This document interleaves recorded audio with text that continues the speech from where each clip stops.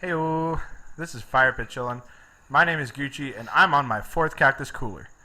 Here we got Julian with the nice Vans. They keep calling me back. We got Jeff with the nice sandals. Dude, man, I had a potato chip earlier. Not a potato chip, actually, tortilla chip, and man. Still haven't been going on getting those potato chips. Very good, Jeff. Very good. And we got the man with the plan over there, Ernie. Is that a reference to wrestling? Yes. If you get right. that, I like you. I got it. Aw.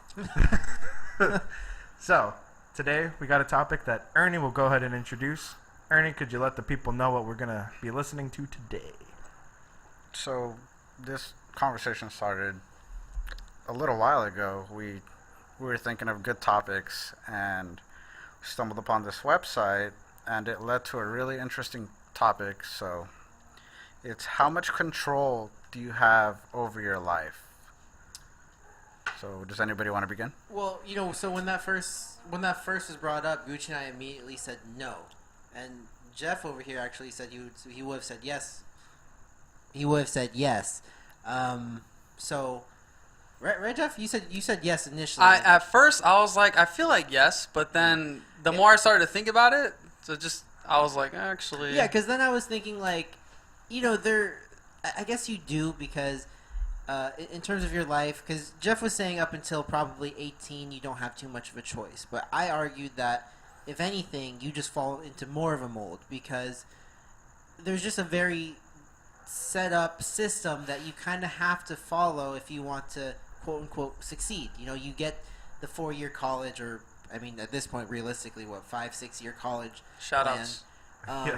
You get the job, you get married, you get a house. I mean, like, yeah, it has this guise of being free in the sense that you can choose your major, you can choose your job, you can choose where you want to live, sort of, but it's, in my opinion, I still think it's very structured. So in terms of control, I think there's a lot of disguises that put the guise of control in your hands, but really you're just fitting a mold. You're just trying to fit into a set up system that was built for you to succeed in everyone else's eyes. That's my opinion. I mean, I don't know how everyone else feels about that. School is a scam. That too. But I don't know, Jeff. You have thoughts on that? I do, because I like what you said at first. Because at first, when Ernie first mentioned that topic, my first reaction was, well, of course you do. You get to choose day by day everything. And if you feel like you're in routine, that's your choice. You know what I mean? Mm. And I still think that. I still think regardless of what's happening, like, oh, I'm stuck in this job, I'm stuck here at home, I'm stuck in this relationship, whatever it is, I feel like, no, you're not stuck. You have options. Yeah. So when you look at it day by day, you do have a choice. We just make choices based on what's comfortable.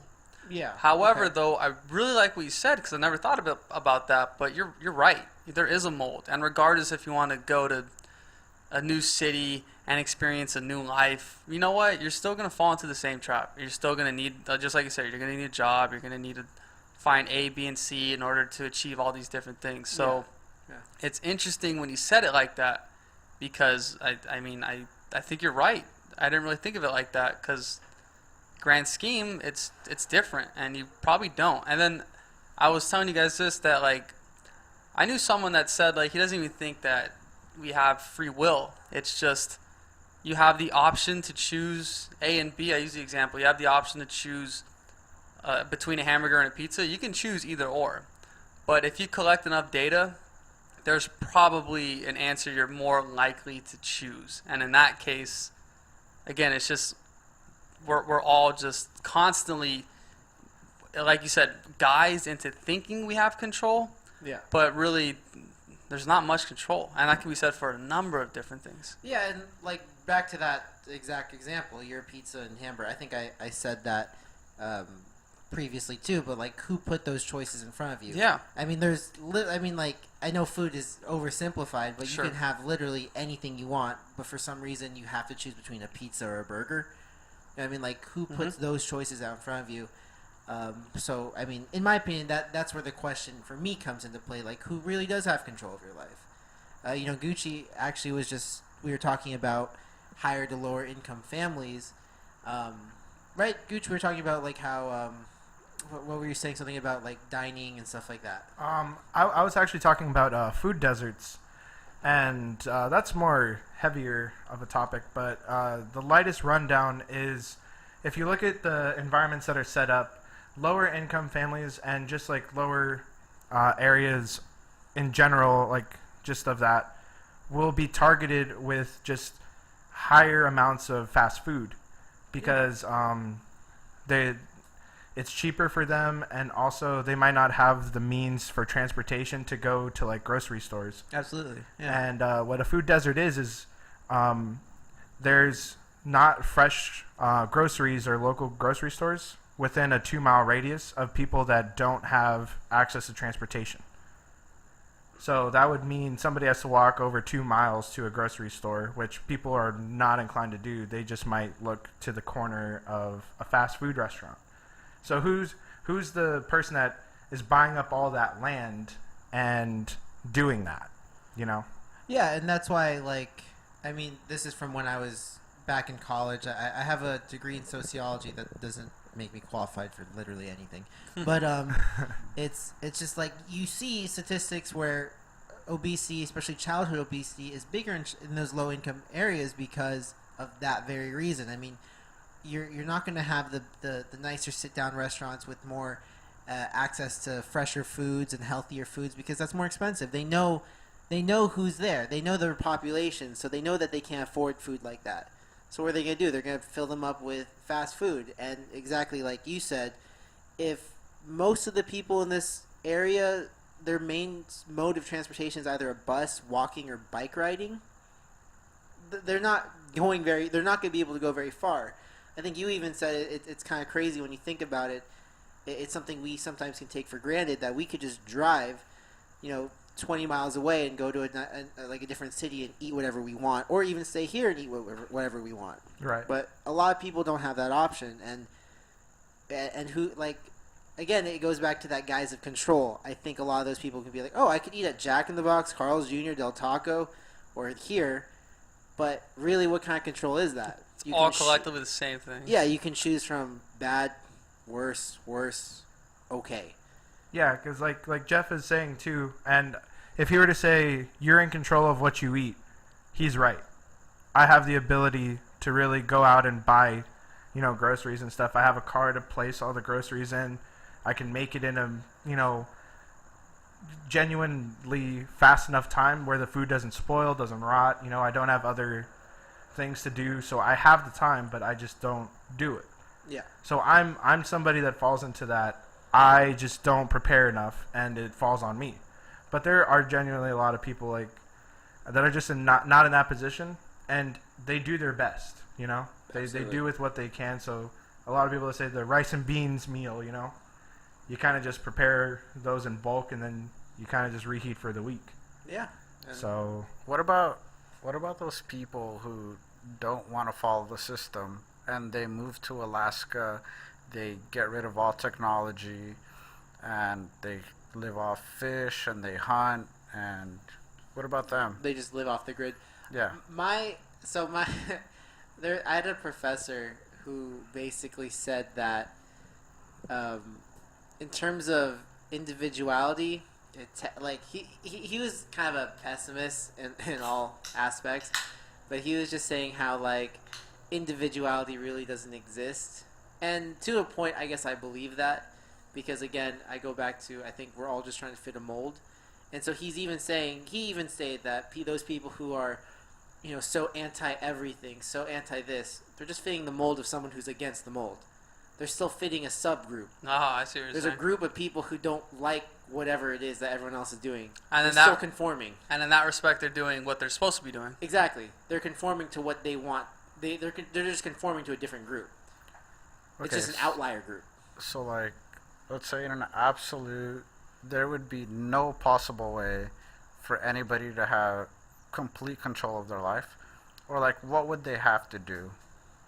I mean, I really don't know. you start with farming, right? Like that's one of the first things you start with. But guess. I feel like what you're saying, and you can correct me if I'm wrong, but I feel like what you're saying is that there is no way to escape it because at the end of the day, we're just not in control. We would be in some sort of system. Regardless. Because Even the system, sorry, but Yeah. even like if you're Amazonian tribe, cut off from civilization and you're uncontacted, you're fitting the system in that tribe, regardless of what that is, whether it's hunting and gathering. That's what you've been doing for generations. Yeah, I agree. I think that's just more like human nature. It's like it's the same reason why we're, for the most part, we need to be social. We need to fit a mold, because if we're not if we don't fit a mold, then people are going to look at us funny, and people aren't going to want to interact with us. But we're social beings. We want that interaction. We want that connection with people. So we're going to do our best to be presentable to those people so they can interact with us.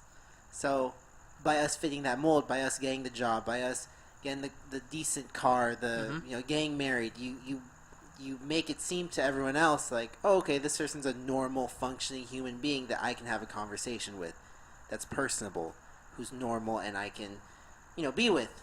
If you don't fit any of that, you're like, what's wrong with this person?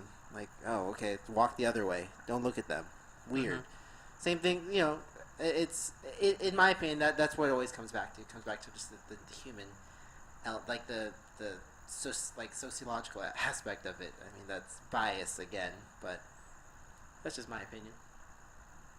What do you think overall, Ernie? I agree. I feel like you don't have absolute free will. You have choices. So it's like a video game where there's open world video games, Grand Theft Auto, or just games like that. There's still design paths that you have to take to get to the end. Yeah. You can do whatever you want, you can mess around, but at the end of the day, to pass a story, like, a lot of things are going to happen, but you still need to select the choices they give you to get to the end. Yeah, you have to hit these checkpoints and then, finish this goal, and then you've completed the task. Exactly, and that's how I feel like our lives are. Like, Crazy. I like to compare my life, like Jeff knows, to like a movie and different chapters, or like a book. But it all goes back to the same thing. Yeah. Like, everything is, I don't want to say set, because I don't believe in fate.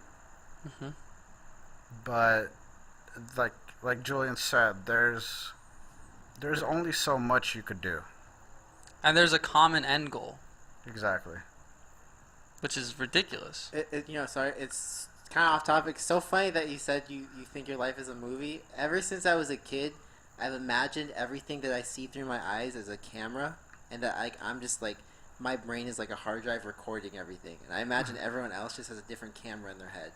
So sorry, just totally off topic, but ever That's since I was a insane. kid, that's how I always viewed like everything that I see. I think it's a record button, and everything's just like recording right now. And then when I sleep, I don't know, it charges or some crap, but I don't know. It's just, I've always seen my life That's as a like, trip.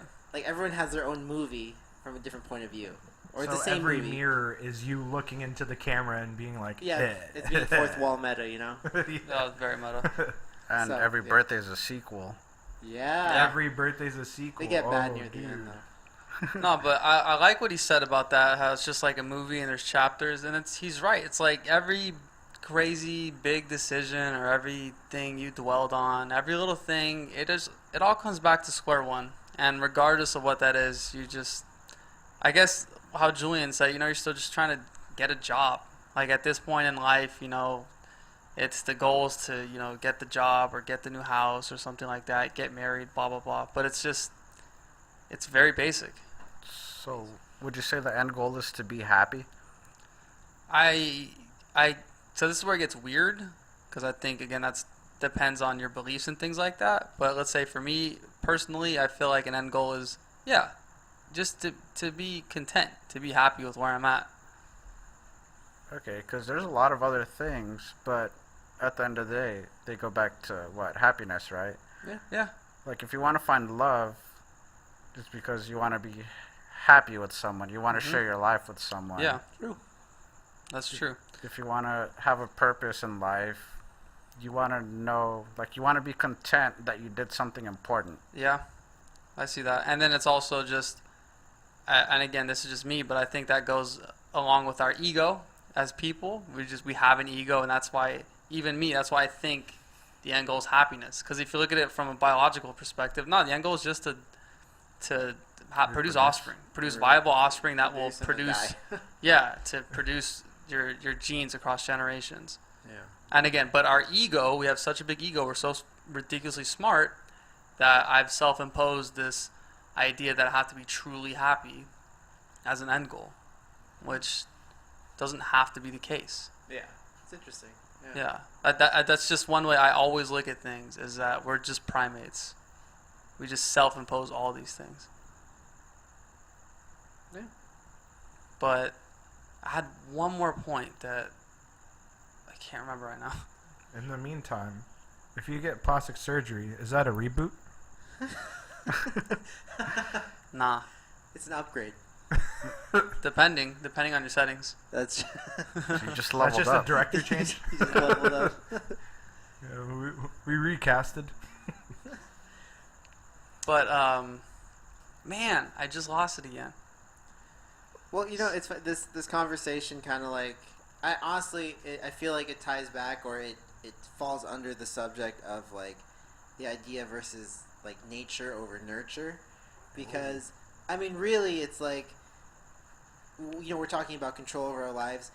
It's, are certain people predisposed to certain things, or are they just like results of where they came from and their upbringing? I think that was always a big debate in my classes, and like it would get pretty loud and pretty honestly obnoxious, but it would get pretty loud.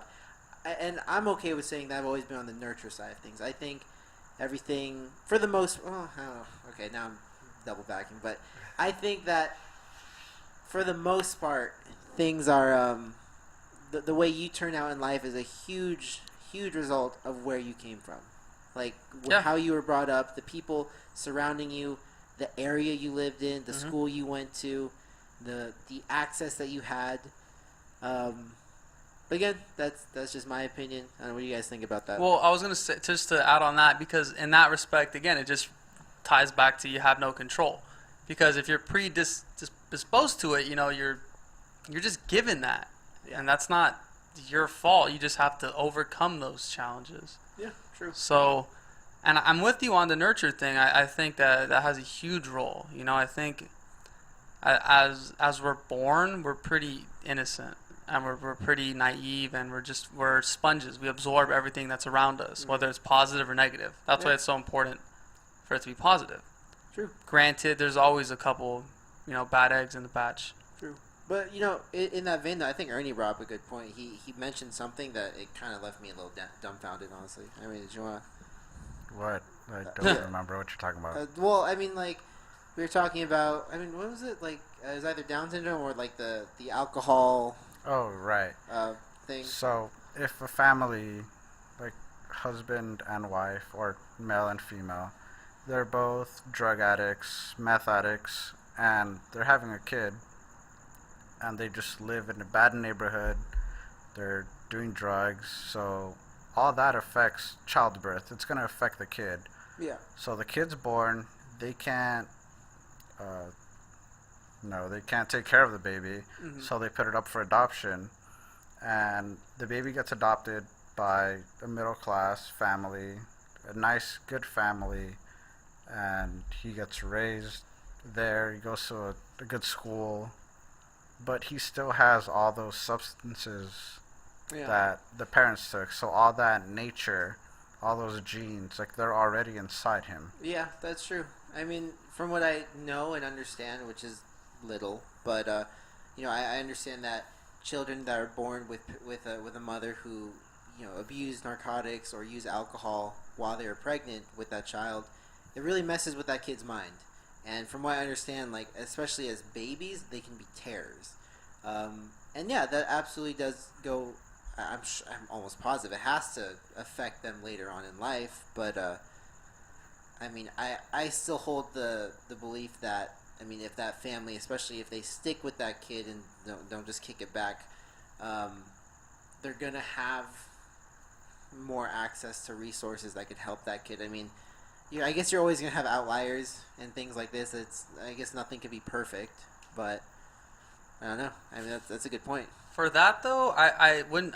You can still make an argument that that's still nurture. You know what I mean? Because like, if you're born with blue eyes and brown hair, like that's nature, because that was just a random just chance, and that just happened genetically. That was gonna happen regardless of what your parents were drinking and stuff. But if your parents were actively going out of their way to do things that are outside of the norm, that led to like them taking a bunch of drugs and then having a kid, that's different because it's not natural. You know what I mean? Like if you're born with your earlobes attached or your earlobes like free, whatever, that's just happening. That's just gonna happen regardless. But if you're born with all these other different issues because of what your parents did, I would argue that it's almost secondary nurture because it happened before you were born. Does that make sense? Even if you had like no control over it, like it's all just inside your DNA, right?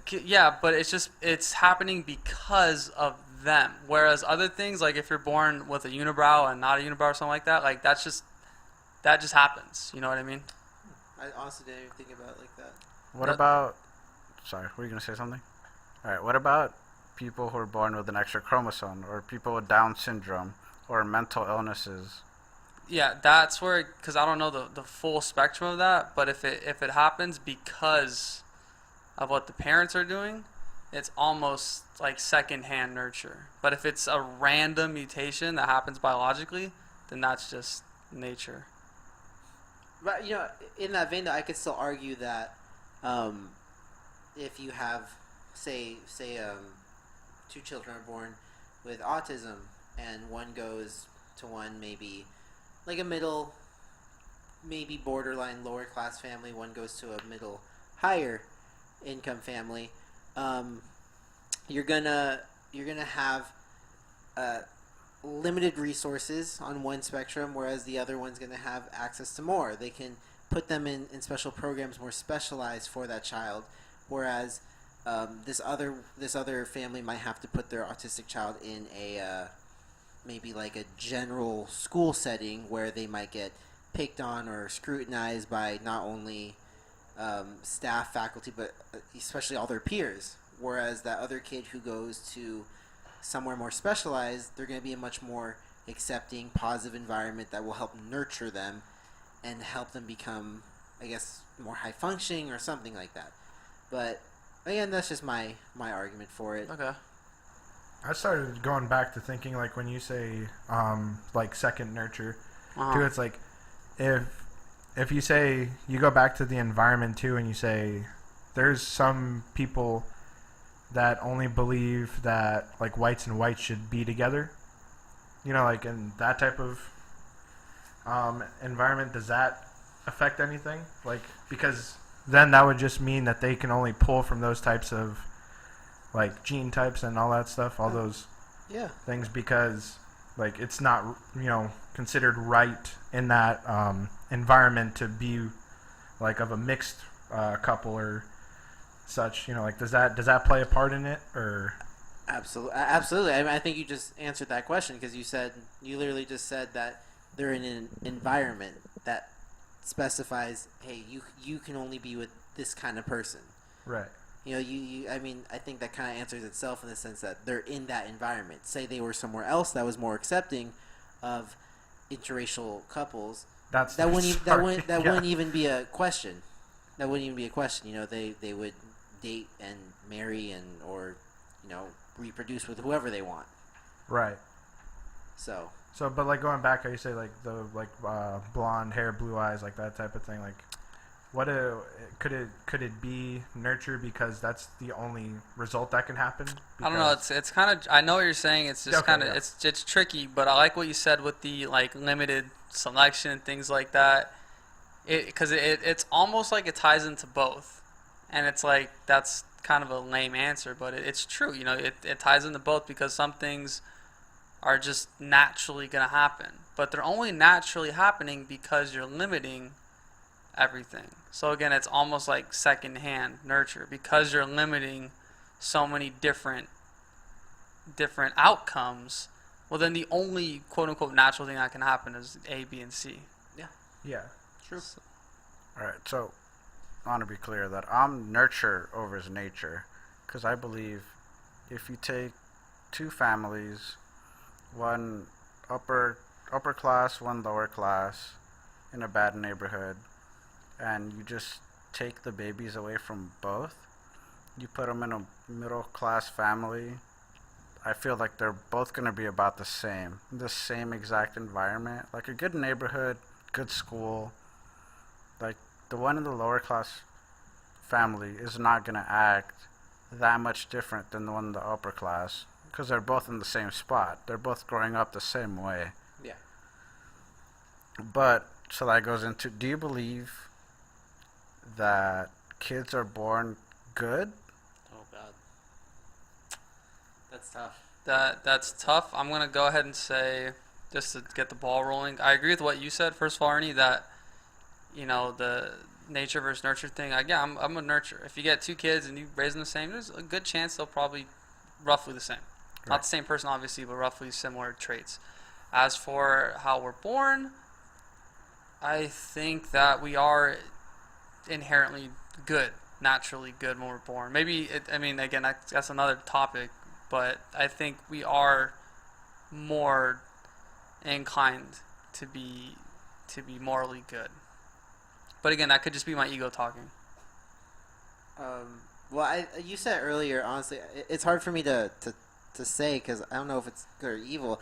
I think it's more of just a neutral. I mean, I think when a kid's born, they're just a sponge, like exactly like you said earlier. I think inherently, I have no idea. It could be good or bad, but in my opinion, I think it might be more of a neutral zone. Uh-huh. Like you're just kind of a blank slate. Yeah, that's true. And whoever gets to be in charge of you is going to help kind of paint that canvas however they want.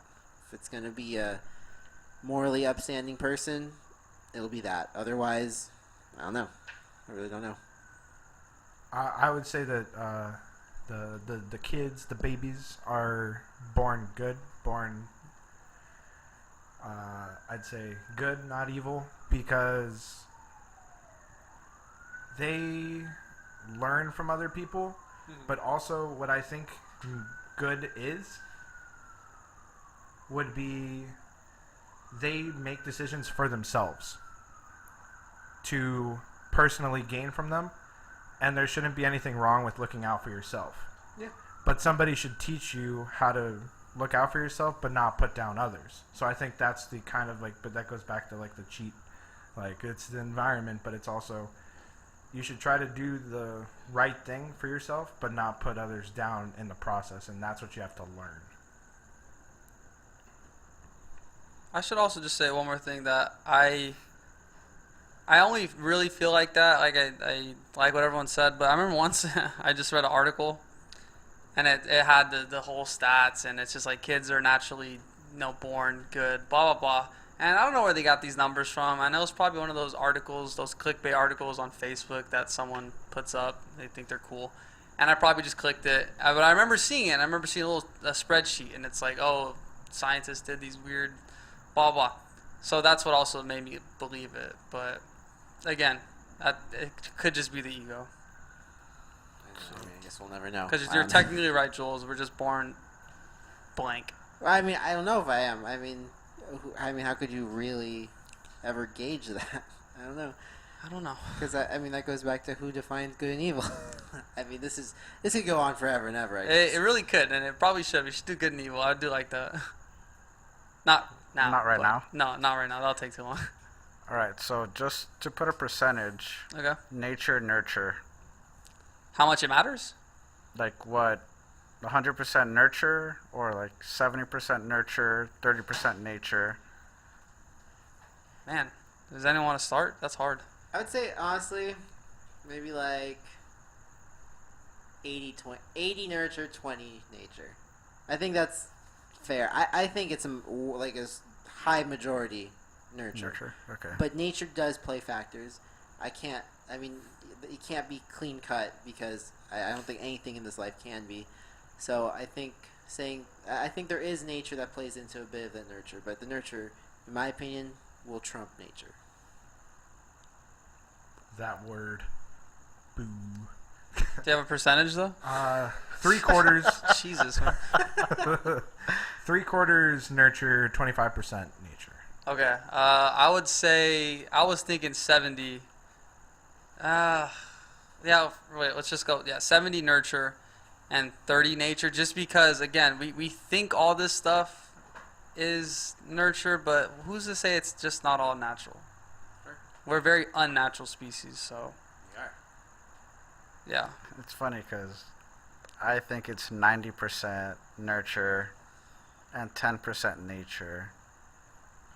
For that example that I gave earlier, if you just take away two people from complete opposite sides, raise them the same, they're more or less going to be the same. Yeah. And it's because of how they're raised. Yeah. Well, we got our percentages, and we had a good talk in the meeting. Game over. Percentages. Hopefully you guys had a good stimulating listen with our stimulating talk. This has been Jeff. Thank you, Jeff. Thank you, Ernie. Thank you, Julian. Just glad to be here. Seriously, it's very hot. We have been FirePitChilling. See you in the next one.